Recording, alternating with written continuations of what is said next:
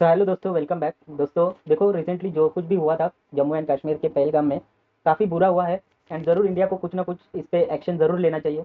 ऐसे में अगर इंडिया एंड पाकिस्तान के बीच में अगर वॉर हो जाता है तो हमारे ऐसे सिचुएशन में हमारी शेयर मार्केट का क्या होगा और वॉर का इम्पैक्ट इकोनॉमी पे क्या रहेगा, तो इसके बारे में ये वीडियो में हम लोग डिटेल में जानकारी लेने वाले हैं।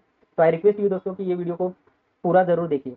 तो चलिए दोस्तों शुरुआत करते हैं। देखो दोस्तों, शुरुआत हुई थी अप्रैल 22 में, जहाँ पे जम्मू एंड कश्मीर के पहलगाम में एक भयानक टेररिस्ट अटैक हुआ। उसके बाद भारत ने स्ट्रॉन्ग एक्शन लेना शुरू कर दिया, लाइक शिमला एग्रीमेंट का कैंसिल करना, इंडस वाटर ट्रीटी को भी कैंसिल कर दिया। इन डिसीजन से सिग्नल मिलता है कि भारत अब पीछे हटने के मूड में बिल्कुल भी नहीं है और सिचुएशन एस्केलेट कभी भी हो सकती है। ऐसे में लोगों का ये मानना है और जानना चाहते हैं लोग कि इसका इम्पैक्ट शेयर मार्केट पे एंड इकोनॉमी पे क्या पड़ेगा।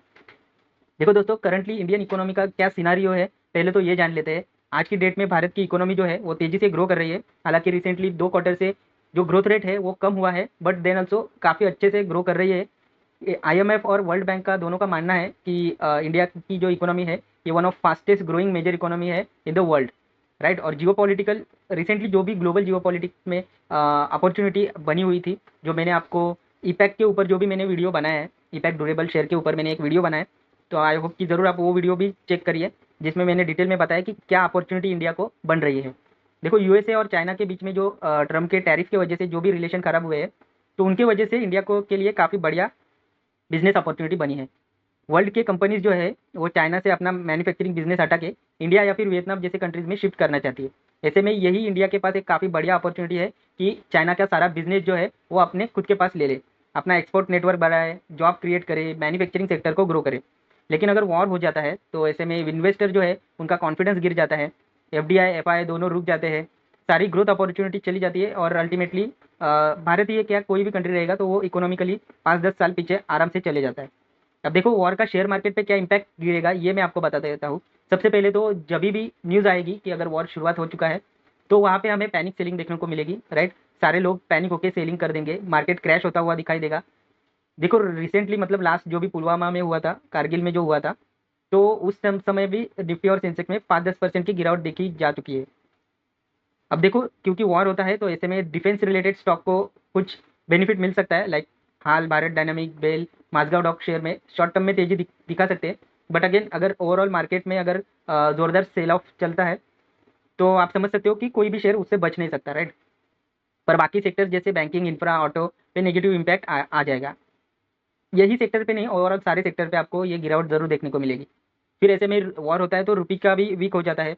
रुपी वीक होने से आपको पता है कि मतलब वॉर वॉर में रुपी और डॉलर के मुकाबले गिर जाता है। इंपोर्ट महंगा हो जाता है, specially oil and electronics. Crude oil की प्राइसेस बढ़ जाती है। अगर वॉर रीजनल लेवल पे बढ़ता है तो मिडल ईस्ट भी इम्पैक्ट होता है। ग्लोबल क्रूड ऑयल प्राइसेस बढ़ जाते हैं, इंडिया का इंपोर्ट बिल बढ़ता है एंड ओवरऑल इन्फ्लेशन बढ़ जाता है, राइट। देन फिजिकल डिफिसिट बढ़ता है। वॉर में आपको समझना चाहिए कि डिफेंस पे जो है वो कई ज़्यादा एक्सपेंडिचर, मैसिव एक्सपेंडिचर हो जाता है। देन सरकारी पैसा जो है वो इंफ्रास्ट्रक्चर, एजुकेशन से हटकर मिलिट्री पे ज़्यादा लग जाता है। इसे लोन लेना पड़ता है, मतलब लोन लेना पड़ता है एंड इंटरेस्ट रेट काफ़ी बढ़ जाते हैं, जिसकी वजह से बिजनेसेस को काफ़ी ज़्यादा नुकसान हो जाता है। देखो दोस्तों, मैं कई सारे यूट्यूब पे भी देखा है, न्यूज़ चैनल में भी देखा है, कई सारे लोगों का मानना है कि नहीं, इस बार तो वॉर हो ही जाना चाहिए। लेकिन दोस्तों आपको समझना होगा, हमारे पास रिसेंटली दो दो एग्जाम्पल है, रशिया यूक्रेन का है, इसराइल गाजा का है। एक बार अगर फुल स्केल वॉर चालू हो जाता है तो आराम से 3-4 साल कैसे निकल जाते हैं पता नहीं चलता। तो अगर आप सोचिए, जहाँ पे भी आप देखोगे तो गाजा गाजा के पास खुद की मिलिट्री नहीं है, फिर यूक्रेन के पास भी खुद की इतना मतलब बड़ी मिलिट्री नहीं थी। बट देन ऑल्सो ये जो वॉर थे वो 3-4 साल चलते रहे। देखो दोस्तों, आपको एक बात समझना होगा कि जब भी वॉर होता है ना, तो अमेरिका हो गया, यूएसए हो गया या फिर रशिया हो गया, इनके पास क्या है ना, डिफेंस के कई मतलब डिफेंस की कंपनी जो है इनकी, वो काफ़ी लार्ज स्केल पे प्रोडक्शन करती है, काफ़ी बड़ी डिफेंस के उनके पास कंपनीज है, राइट। तो जब भी कहीं भी मतलब वर्ल्ड में अगर वॉर हो जाता है तो ये कंपनीज को कई ज़्यादा फायदा हो जाता है, राइट। तो इसकी वजह से हमने देखा कि यूक्रेन को जो यूएसए ने कई ज़्यादा मदद किया वॉर में, ठीक है। तो यही है, अगर वॉर हो जाता है तो फिर आराम से 3-4 साल निकल जाते हैं वॉर सिचुएशन में, और कई ज़्यादा सिटीज़ बर्बाद हो जाते हैं, कई ज़्यादा। देखो, वॉर हो जाता है, डेफिनेटली वॉर अगर हो जाता है तो इंडिया ज़रूर जीतेगा, इस पर कोई डाउट ही नहीं है। बट इंडिया जीतेगा, बट उसका नुकसान कितना होगा ये भी सोचना चाहिए। हमारे कई सारी सिटीज़ इसमें बर्बाद भी हो सकते हैं, ठीक है, होने को कुछ भी हो सकता है। बट यस, इंडिया ज़रूर वॉर जीत सकता है, बट अगेन वॉर की जो है इम्पैक्ट कितना बड़ा होगा ये कोई नहीं बोल सकता, राइट।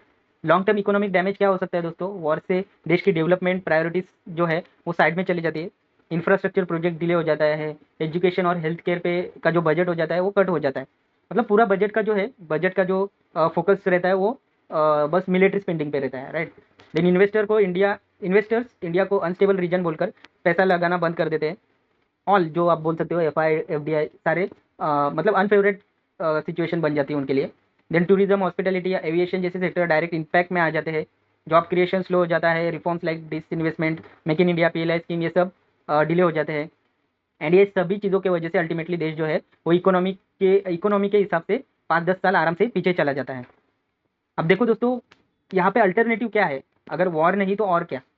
देखो वॉर अगर करते हैं तो इसका इम्पैक्ट दोनों देश को होगा, राइट। अल्टीमेटली समझो जीतेगा तो कोई एक, बट इम्पैक्ट दोनों को भी होगा, नुकसान दोनों को भी होगा, ये आपको समझना चाहिए। स्मार्ट रिवेंज क्या हो सकता है कि थ्रू जियो पॉलिटिक्स अगर इंडियन गवर्नमेंट करता है तो वो एक स्मार्ट रिवेंज हो सकता है। बदला लेना जरूरी है, लेना ही चाहिए, लेकिन सिर्फ मिलिट्री वॉर से नहीं लेना चाहिए। देखो आज के ज़माने में इकोनॉमिक और डिप्लोमेटिक वॉर है वो ज़्यादा इफेक्टिव साबित होता है। जैसे हमने एग्जाम्पल के लिए आप बोल सकते हो देखा कि USA ने रशिया पर यूक्रेन वॉर के बाद में जो सैंक्शन लगा दिए, तो वो सैंक्शन के बाद रशिया की इकोनॉमी आइसोलेट हो गई, रूबेल क्रैश हो गया, और कई सारी USA की कंपनीज जो थी, या फिर आप बोलो कि यूरोपियन कंपनीज जो थी, वो रशिया से डायरेक्टली निकल के अपना पूरा बिजनेस बंद करके रशियन मार्केट छोड़ दिया था। चाइना पे भी अब अभी हम देख रहे हैं चाइना और USA का जो चल रहा है, तो जो भी टैरिफ वगैरह लगाया है तो डायरेक्टली USA ने चाइना पे भी अच्छा खासा प्रेशर बना दिया है। तो ये कई सारी मतलब जियो पॉलिटिकल के बातें होते हैं। अब यहाँ पे इंडिया क्या कर सकता है, पाकिस्तान को डिप्लोमेटिकली आइसोलेट कर सकता है, इंटरनेशनल प्लेटफॉर्म पे एक्सपोज कर सकता है जो कर रहा है, ट्रेड डिस्ट्रप्शन कर सकता है, पाकिस्तान के एक्सपोर्ट इंपोर्ट डिस्टर्ब करे, साइबर वॉर, इंटेलिजेंस वॉरफेयर कर सकता है बिना ग्राउंड वॉर के डैमेज देना। Then strategic alliance US, France, Israel जैसे कंट्रीज के साथ डिफेंस और टेक टाइज स्ट्रॉन्ग करे, जो करता हुआ नजर भी आ रहा है। अब फाइनल कंक्लूजन क्या बोल सकते हैं दोस्तों अपन, वॉर चाहिए या फिर विकास चाहिए। देखो दोस्तों, जो कुछ भी हुआ है ये ऐसा नहीं कि पहली बार हुआ है। मतलब देखो, टूरिस्ट पे अटैक करना, टूरिस्ट को निशाना बनाना, ये हम देख रहे हैं कि पहली बार हुआ है। बट ये जो टेररिस्ट अटैक है कई बार हो चुके हैं इंडिया पे। और अभी जो है, अब गवर्नमेंट का भी ये सोचना है कि नहीं, इस बार कुछ ना कुछ एक्शन लेना ज़रूरी है। बट देखो, फुल स्केल अगर वॉर हो जाती है तो वो एक, आप बोल सकते हो कि वो एक नेगेटिव पॉइंट मेरे मेरे हिसाब से हो जाएगा।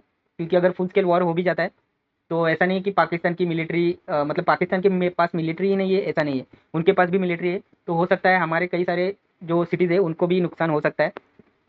और देखो दोस्तों, एक बात आपको समझना चाहिए कि जब भी वॉर होता है ना, तो जो आम आदमी है ना, तो उसको सफ़र करना पड़ता है, राइट। अगर मतलब कई सारी चीज़ें होती है जहाँ पे लोगों को सफ़र करना रहता है। अब वॉर में जज्बात होते हैं, पर देश के लिए समझदारी ज़्यादा ज़रूरी है। देश को सुपर पावर अगर बनाना है तो हमें इमोशंस के साथ विजन भी देखना चाहिए। मिलिट्री स्ट्रेंथ जो है वो दिखाना ज़रूरी भी है, पर इकोनॉमिक और डिप्लोमेटिक स्ट्रेंथ ज़्यादा इम्पैक्टफुल होती है। देखो दोस्तों, यहाँ पे मैं मेरा पॉइंट ऑफ व्यू बता रहा हूँ कि अगर वॉर हो जाता है तो वो लार्ज स्केल पे नहीं होना चाहिए। छोटे से मिशन जो रहते हैं, लाइक पाकिस्तान के कुछ एरिया में जाके कुछ करके आना, जो रिसेंटली हमने देखा था, पुलवामा के बाद भी हुआ था, राइट। सो ऐसे मिशन अगर करते हैं तो वो सही रहेगा। बट अगर फुल स्केल वॉर में जाता है तो आई थिंक कि वो सही नहीं रहेगा। उससे अच्छा कि जियो पॉलिटिकली कुछ करे तो वो बेटर रहेगा। अच्छा, तो ये मेरा पॉइंट ऑफ व्यू था दोस्तों। आपको क्या लगता है, आपका क्या सोचना है, ज़रूर कमेंट करके बताइए। सो बस दोस्तों, ये वीडियो में इतना ही था। आई होप कि आपको वीडियो इन्फॉर्मेटिव लगा हो। दोस्तों देखो, आपको क्या लगता है ज़रूर कमेंट करके ज़रूर बताइए, ठीक है। तो मिलते हैं अगली वीडियो में दोस्तों, आज के लिए बस इतना ही था। तो चलिए दोस्तों, good bye, take care and जय हिंद।